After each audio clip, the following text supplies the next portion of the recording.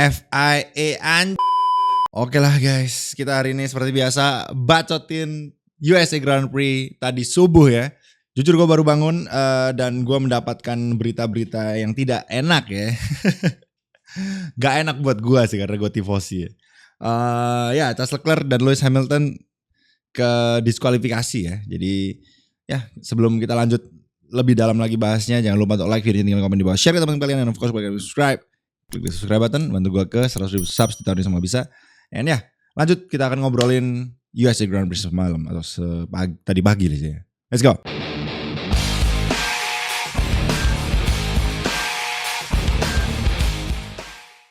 Ya, seperti yang kalian tahu, akhirnya Max Verstappen mendapatkan kemenangan ke-15-nya tadi malam. 15 kalau nggak salah ya. Tanpa kemenangan sprint race ya. 15 race berturut-turut. Jadi season ini tuh ada 22 race, 23 harusnya satu Imola kan banjir gitu ya, jadi 22. Max Verstappen tuh menang 15 race teman-teman. Jadi dia tuh menang setengah lebih teman-teman. Karena setengahnya itu kan 22 bagi 2 11 ya. Ini Max sudah menang 15, jadi udah setengah lebih ya. Jadi gila sih, kita mabuk Wilhelmus teman-teman ya di tahun ini. Ini kayaknya dominasi yang menurut gua lebih parah dari dominasinya Mercedes ya kayaknya ya. Kalau seingat gue sih kayaknya yang waktu Mercedes punya DAS itu kayaknya nggak segila ini dominasinya ya. Kalau seingat gue sih nggak tahu. Harusnya ya ini lebih gila lagi dominasinya Max Verstappen. Max Verstappen kayak start di posisi berapa aja dia finish P1. Kemarin dia start di posisi P6 ya teman-teman ya. Posisi 6 finish di posisi 1 dengan kayaknya kalau gue lihat sekilas sih kemarin effortless gitu ya, atau nggak ada fight yang berarti lah untuk Max Verstappen itu, kayak biasa, kayak udah natural aja dia itu udah pasti P1 gitu. Selain emang beberapa strategi call juga yang dimiliki oleh Mercedes ataupun dan juga Lando Norris ya yang menang, menurut gua strategi callnya mungkin agak sedikit salah, tapi sedikit doang sebetulnya, cuma memang pure pace-nya aja sih Max Verstappen emang lebih kenceng. Apalagi kemarin awal-awal kalau kita lihat Max Verstappen tuh sekilas kalah gitu ya secara pace, sekilas di awal-awal lap, awal-awal stint kita ngelihat Max Verstappen tuh P5 terus gitu ya. Sampai beberapa DRS pun dia gak nyalip-nyalip teman-temannya. Ini mengingatkan gue sama Monza sih. Monza kan juga kayak gitu ya. Memang Red Bull itu mungkin mobilnya emang jelek di dirty air dan juga agak sulit untuk ngejar di DRS. Tapi karena kan depan juga dapat DRS tuh. Tapi ketika udah nyalip sekali, udah dia nyalip terus tuh habis itu tuh Max Verstappen. Jadi ya kemarin menurut gua race-nya boring, bisa dibilang boring sih. Tapi kalau melihat dari segi strategi memang ada beberapa faktor yang bisa kita tilik sih ya, bisa kita lihat.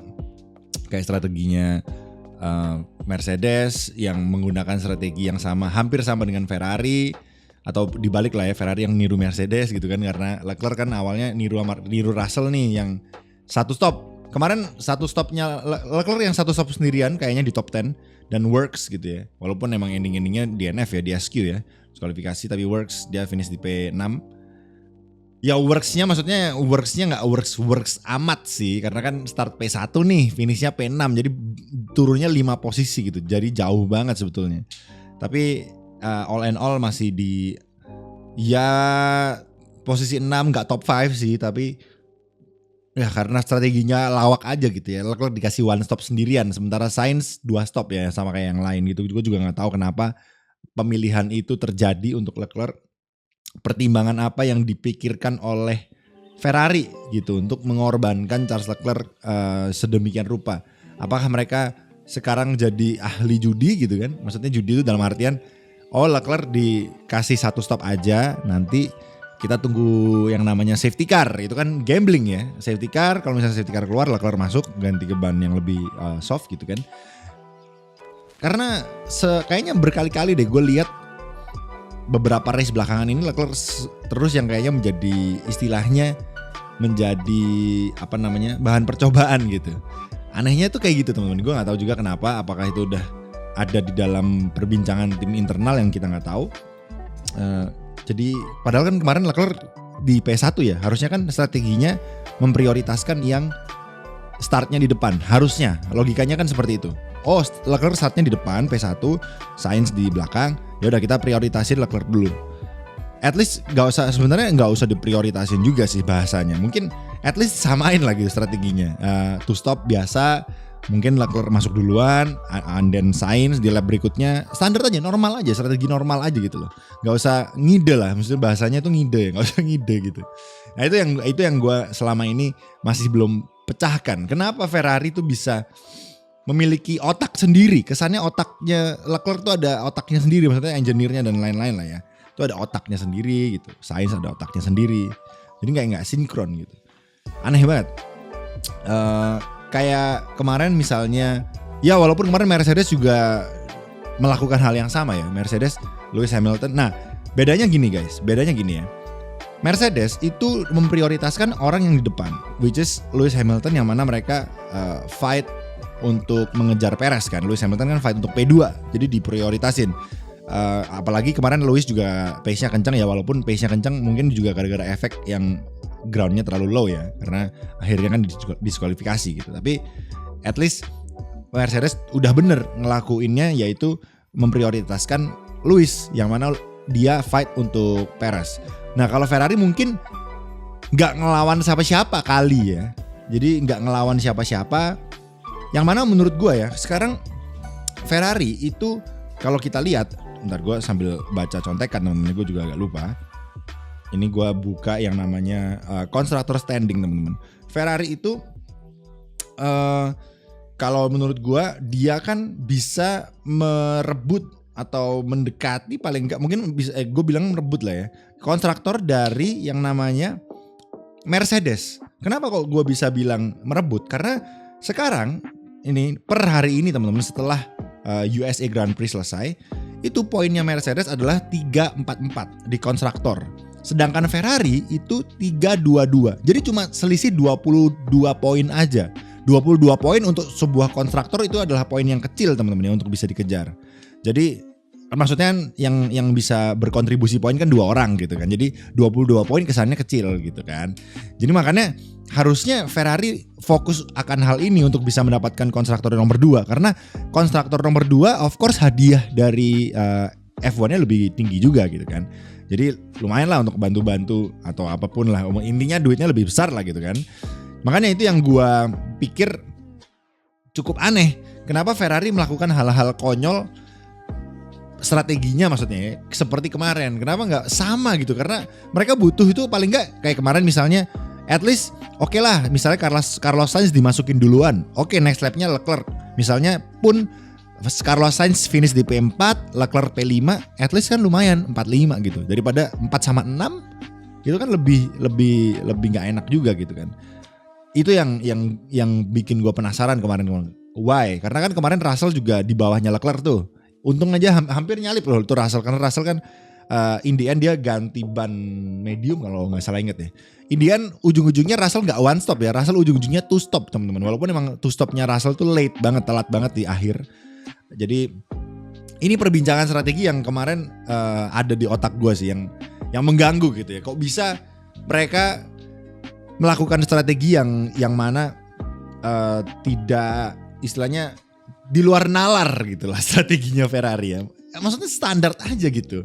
Kayak strateginya Carlos Sainz udah Leclerc samain aja, nggak usah banyak ngide gitu loh.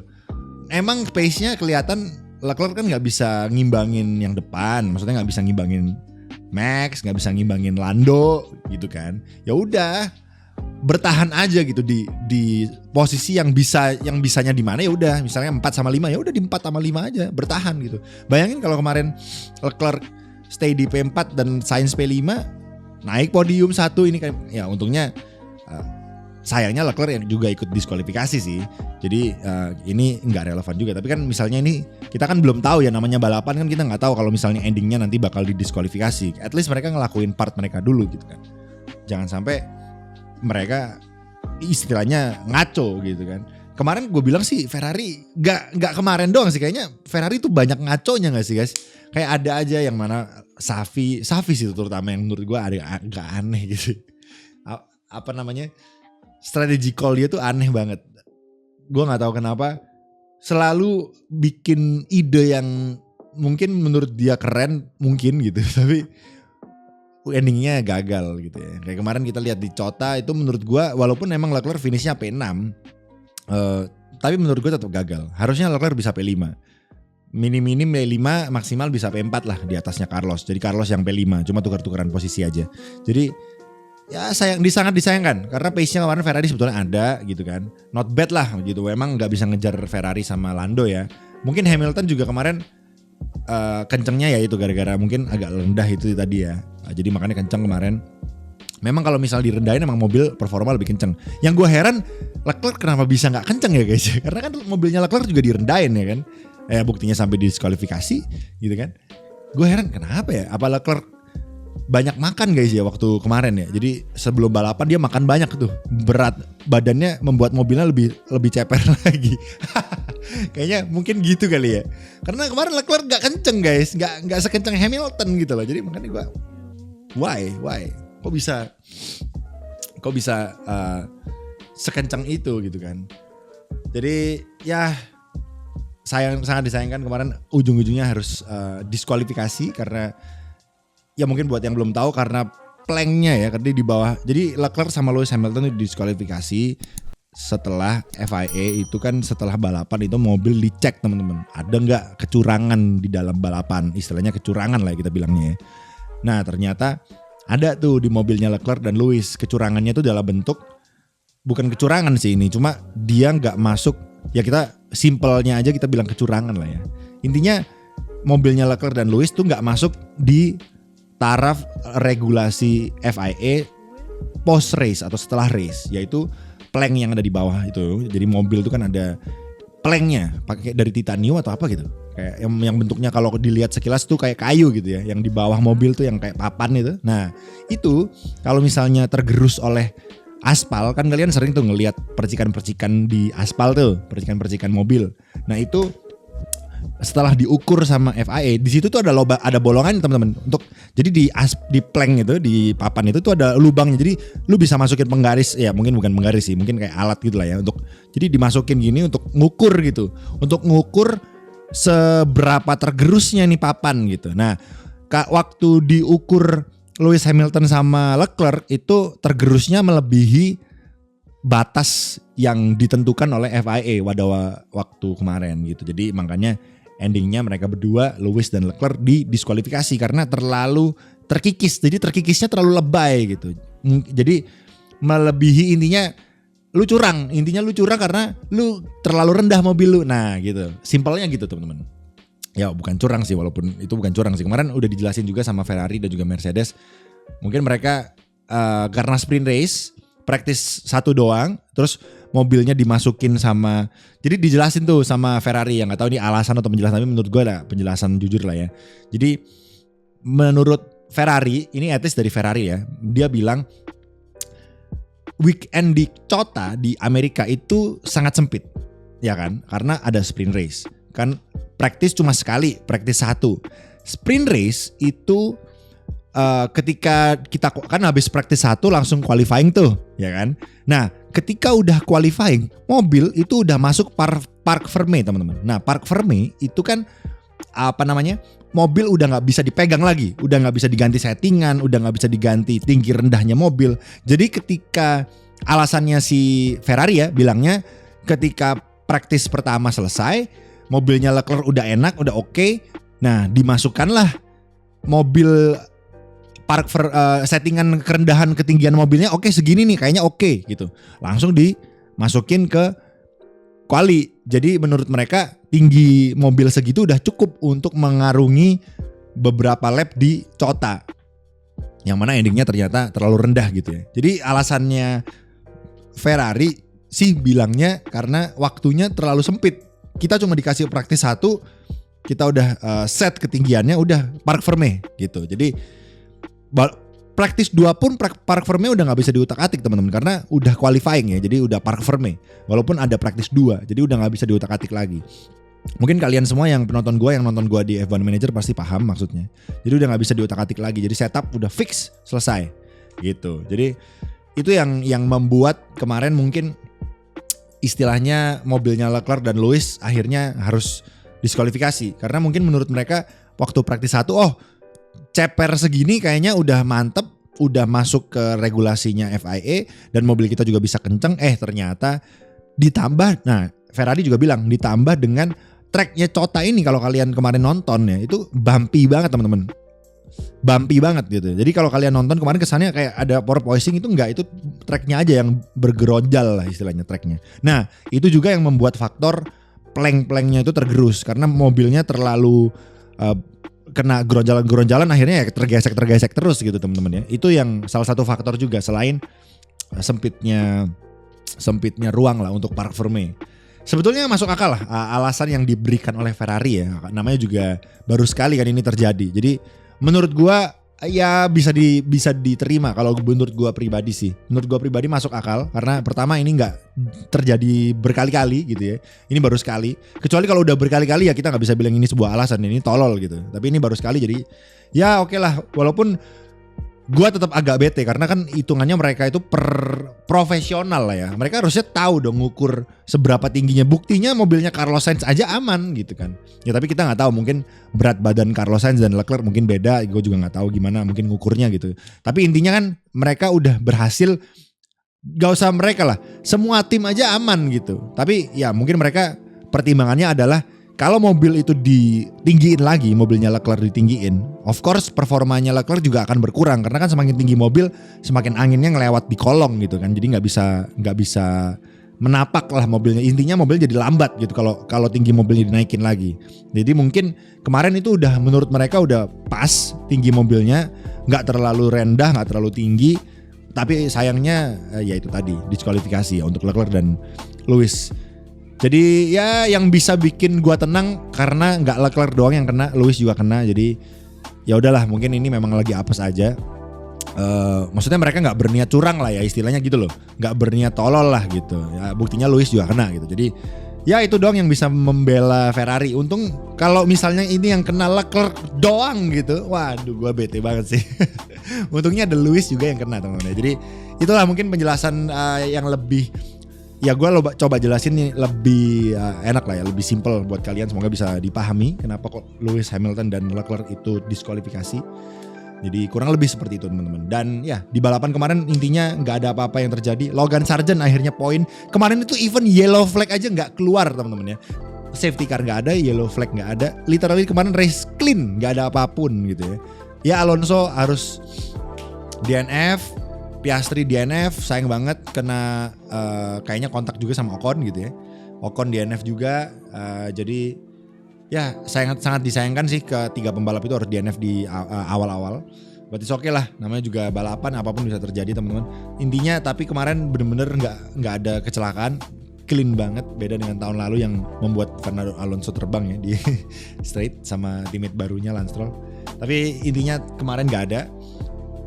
Dan ya itulah yang membuat gua bete, begadang kemarin. Udah begadang ujung-ujungnya Leclerc didiskualifikasi. Wah itu sedih banget sih gua. Tapi ya udahlah, namanya juga balapan sekali lagi. Kita bisa tahu apa yang terjadi di balapan teman-teman. Dan ya gua udah capek sebenarnya, tapi ya ini video yang selalu ada, selalu gua bikin bacotin race. Ya ini yang bisa gua bahas, gak ada lagi kemarin di race yang sepertinya yang menarik juga gak ada karena udah selesai, juara dunianya udah keluar. McLaren cukup oke lah ya, intinya McLaren udah di jalan yang benar. Setiap race kita bisa ngelihat performa McLaren tuh bagus, nggak yang kayak Aston Martin tiba-tiba melempem lagi sekarang gitu kan. Jadi semoga McLaren bisa mempertahankan ini, jangan sampai kayak Aston Martin awal doang bagus, jangan sampai seperti itu. Kita berharap aja ada yang bisa menantang Max Verstappen, walaupun memang gue tifosi, gue pingin Leclerc yang bisa nantang, tapi ya gimana lagi, Ferrari being Ferrari, gue juga udah nggak tahu harus ngomong apa. Ferrari ya udah cuma menjadi, kalau menurut gue Ferrari tuh udah menuju tim legend aja lah gitu, tim yang buktinya Max Verstappen aja mau pindah Ferrari nanti di akhir-akhir karirnya gitu ya. Karena semua orang tuh gimana respect sama Ferrari lah, karena Ferrari ya tim yang paling lama di F1 gitu. Udah basically itu doang udah gitu. Untuk bisa menantang kontender gue nggak tahu kapan, harus ada keajaiban yang turun sepertinya untuk Ferrari bisa menantang Max Verstappen. Jadi gue nggak berharap ke Ferrari dulu lah, gue nggak mau gila gitu ya. Kita gue sekarang root buat McLaren karena McLaren yang terlihat lebih menjanjikan gitu ya. Semoga bisa tetap optimal untuk McLaren, tetap konsisten. Mercedes juga looking good. Walaupun kemarin ternyata Lewis yang terlalu ceper mungkin ya, jadi makanya kencang banget mobilnya. Tapi so far dengan sidepod barunya Mercedes sekarang mereka udah meninggalkan zero pod of course. Jadi sekarang dengan sidepod barunya kelihatan mungkin Mercedes sudah bisa lumayan bangkit lagi. Jadi let's see. Mercedes bukan tim kaleng-kaleng, mereka 8 kali berturut-turut juara konstruktor. Jadi harusnya mereka bisa fight untuk mengembalikan pace. Jadi kita tunggu aja musim depan. Gue cuma bisa berharap musim depan seru. McLaren, Mercedes, sama Red Bull, sama Max Verstappen sih, bukan Red Bull. Max Verstappen lah, satunya kita nggak hitung lah ya. Jadi ya ketiga tim ini semoga bisa fight di depan untuk memperebutkan juara dunia. Jadi supaya nggak Max Verstappen melulu gitu, bosen bos ya. Jangan sampai ini terulang lagi tahun ini karena sekali lagi gue concern sama penonton-penonton baru yang mau menonton F1. Kalau kasihan kalau mereka nonton F1 ujung-ujungnya yang menang cuma itu doang gitu. Jadi gak seru nanti ya kan. Ya mungkin kita yang penonton lama paham gitu, bisa menikmati, tapi penonton baru gue yakin gak banyak yang bisa menikmati hal seperti itu ya kan. Jadi ya sekali lagi gue berharap Max Verstappen bisa ada yang menantang lah tahun depan. Oke, itu aja mungkin teman-teman dari gue. Gak usah panjang lebar, nggak ada race nggak ada yang spesial di race kemarin. Intinya itu doang. Tadi gue udah jelasin panjang lebar juga. Mungkin menurut kalian gimana? Mungkin ada yang gue miss, silahkan tulis di kolom komentar. Sekali lagi congratulations untuk Logan Sargent untuk poin pertamanya. Albon naik P9 juga. Dan juga congratulations untuk Carlos Sainz ya yang jadi podium akhirnya. Ferrari untungnya ada podium lah paling enggak gitu. Tapi ya walaupun podium giveaway ya, tapi it's okay. Namanya tetap podium. Gue sebagai tifosi turut bahagia juga. Lagi-lagi Carlos Sainz yang dapet sih, walaupun gue tim Leclerc, tapi ya it's okay. Tetap Ferrari dapet. Jadi terima kasih sekali lagi untuk Lewis Hamilton. Thank you so much. Itu aja hari ini teman-teman. Thank you so much yang udah nonton. Sekali lagi jangan lupa buat kalian yang mungkin ada pembahasan yang gue belum bahas, tulis aja di kolom komentar apa yang gue lewati. Dan terima kasih. Jangan lupa like videonya, tinggal komen di bawah, share ke teman-teman kalian, dan of course buat kalian yang subscribe, klik di subscribe button, bantu gue ke 100.000 subs tahun ini semua bisa. Ini ya, I'll see you in the next race. Sorry, bye-bye. Peace out guys. My team besok ya. Stay safe and keep smile. Gak racing, gak asik coy.